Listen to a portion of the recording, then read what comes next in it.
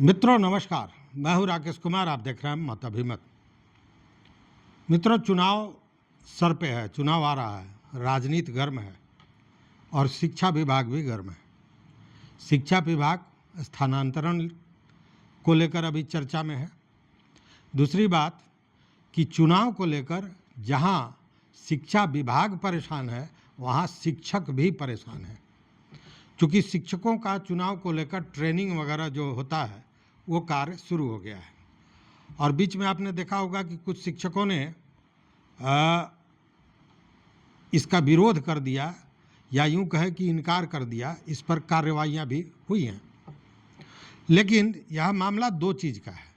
देखिए, पिछले दिनों जब सारे डीपीओ और डीईओ के साथ बैठक कर रहे थे एस सिद्धार्थ, वर्चुअल बैठक, तो उसमें इस बात की चिंता जताई गई कि चुनाव सर पे है और चुनाव कार्य में शिक्षक जब लगा दिया जाएंगे तो पठन पाठन में बाधा पहुंचेगी। वैसी स्थिति में इसके पूर्व ही इस तरह की तैयारी की जाए कि बच्चों का पाठ्यक्रम पूरा करा दिया जाए, मतलब कि सिलेबस पूरी पढ़ाई करा दी जाए, ताकि चुनाव के समय जब शिक्षक उधर चले भी जाते हैं तो बच्चों के अध्यापन पर, उनके पढ़ाई पर कोई असर ज़्यादा नहीं पड़े। दूसरी बात यह भी कही जा रही है कि चुनाव के बाद भी ये संभव नहीं होगा, या यूं कहे कि चुनाव के बाद भी एक अड़चन रहेगी, और वो कि जातिगत जनगणना चुनाव के जस्ट बाद होना है। और स्वाभाविक है कि जाति जनगणना में भी शिक्षक को जोड़ा जाएगा। वैसी स्थिति में पाठ्यक्रम बुरी तरह प्रभावित होगा। तो इसलिए एस सिद्धार्थ ने इस तरह का एक योजना कहें, एक निर्देश कहें कि शिक्षक माने सिलेबस को पूरा करा लें इस चुनाव के पूर्व। अब इसको लेकर जो राज्य शिक्षा शोध एवं प्रशिक्षण परिषद है, SCERT, उसने काम भी शुरू कर दिया है। और किस तरह, कितनी जल्दी सिलेबस पूरा हो जाए इसकी तैयारी, और साथ में इस बात की भी तैयारी कि ऐसा नहीं कि सीधे पढ़ा के और मतलब क्लास में एक कोरम पूरा करके छोड़ देना है। यह भी कहा गया है कि पढ़ाना तो है, लेकिन सबसे अंतिम बेंच पर जो बैठा हुआ बच्चा है उस पर भी बराबर का ध्यान देना है, उस पर ज़्यादा ध्यान देना है कि ऐसा नहीं है कि वो पिछड़ जाए। मतलब हर बच्चा बेहतर से बेहतर करे, इस पर ध्यान देना है, साथ में पाठ्यक्रम भी पूरा करना है। अब इसको लेकर योजनाएं बन रही हैं, काम भी शुरू हो गया है, शिक्षकों को भी निर्देश देना शुरू किया जा चुका है। और दूसरी ओर चुनाव को लेकर शिक्षक भी परेशान है। इस बार का चुनाव भी थोड़ा ज़्यादा गर्मा गर्मी वाला होगा जो देखा जा रहा है। और आप जानते हैं कि शिक्षकों को BLO में तो लगाया ही गया है, साथ में मतदान अधिकारी बनाया जाता है, पर्यवेक्षक बनाया जाता है। तो शिक्षकों की महती भूमिका होती है इस चुनाव में, और उसमें कई बार शिक्षक, जो सिस्टम है इसमें परेशानियां बहुत हैं। एक दिन चुनाव में, एक दिन के मतदान के लिए कितने दिनों की परेशानी होती है ये जानी हुई बात है। पहले प्रशिक्षण, फिर बाद में चुनाव के एक दिन पूर्व जाना, एक दिन फिर चुनाव के दिन मतदान कराना, फिर पेटी जमा करना, और इन सारे क्रियाकलाप में समय लगता है, परेशानी होती है। दूसरी बात कि शिक्षक इसके आदी नहीं है, नई नई चीज़ होती है तो शिक्षकों को बड़ी परेशानी होती है।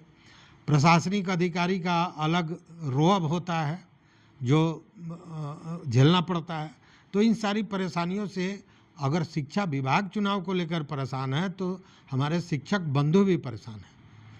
और आपको हम बता दें कि जो नियम है या जो संविधान कहता है उसके हिसाब से RTI एक्ट अनुच्छेद 27 के तहत शिक्षकों को चुनाव या मतगणना या किसी भी आपात स्थिति में तैनात किया जा सकता है।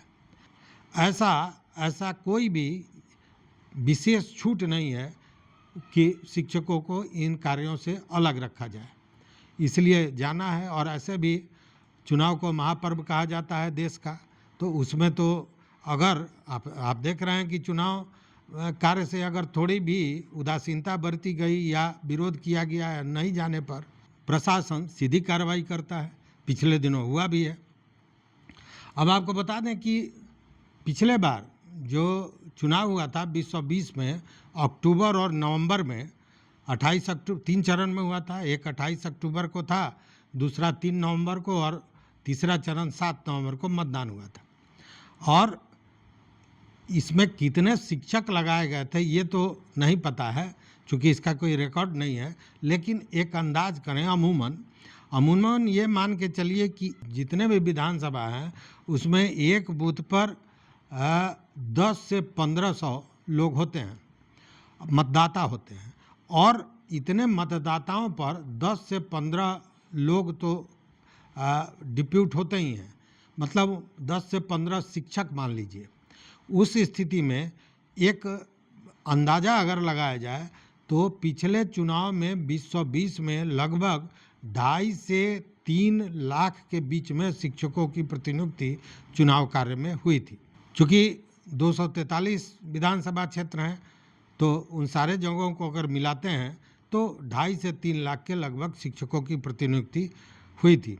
आपको याद होगा कि पिछले दिनों जब के पाठक SES होते थे शिक्षा विभाग के, बड़ी तल्खी से उन्होंने कही थी कि शिक्षकों को शिक्षण कार्य के अलावा किसी भी काम में नहीं लगाया जाएगा।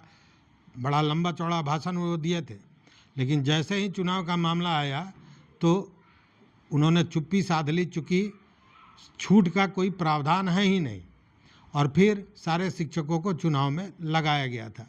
जबकि वो बड़ी तल्खी के साथ कि किसी भी सर्वेक्षण में शिक्षक नहीं जाएंगे, चुनाव में नहीं जाएंगे, और बाद में उन्होंने खुद चुनाव में जाने की बात कही। और इतना ही नहीं, यह भी कहा कि चुनाव कार्य में जो उदासीनता बरतते हैं या विरोध करते हैं, या उस समय आपको याद होगा कि उस समय सक्षमता परीक्षा भी चल रही थी, तो बयाबता इस तरह का आदेश आया था कि सक्षमता परीक्षा या चुनाव ड्यूटी का विरोध करने वाले पर सख्त कार्रवाई की जाएगी, उनकी नौकरी भी जा सकती है।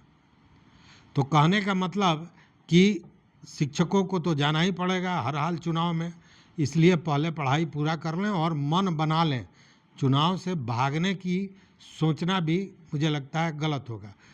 ऐसा नहीं है कि बिहार में, देखिए महाराष्ट्र में चुनाव हुआ था, तो महाराष्ट्र के जो नेता हैं राज ठाकरे, तो राज ठाकरे के मनसे के लोगों ने एकदम कहा था कि नहीं, शिक्षकों को चुनाव कार्य से अलग रखना चाहिए। चुनाव आयोग से उन्होंने बजाते इसकी डिमांड की थी, लेकिन चुनाव आयोग ने सीधे इनकार कर दिया था।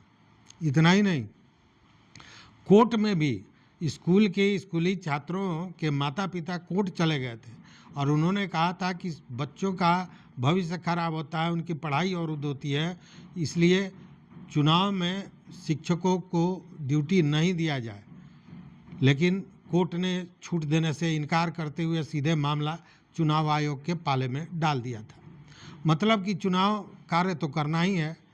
अब यह है कि उसके लिए अगर मानसिक रूप से आप पहले से तैयार रहते हैं तो कोई परेशानी नहीं होगी, और बेमन अगर काम करते हैं तो स्वाभाविक है वो एक बोझ जैसा लगेगा। तो इसको एक सकारात्मक और अच्छे अनुभव के रूप में लीजिए और काम कीजिए। लेकिन दहशत तो है शिक्षकों को भी और विभाग को भी चुनाव को लेकर।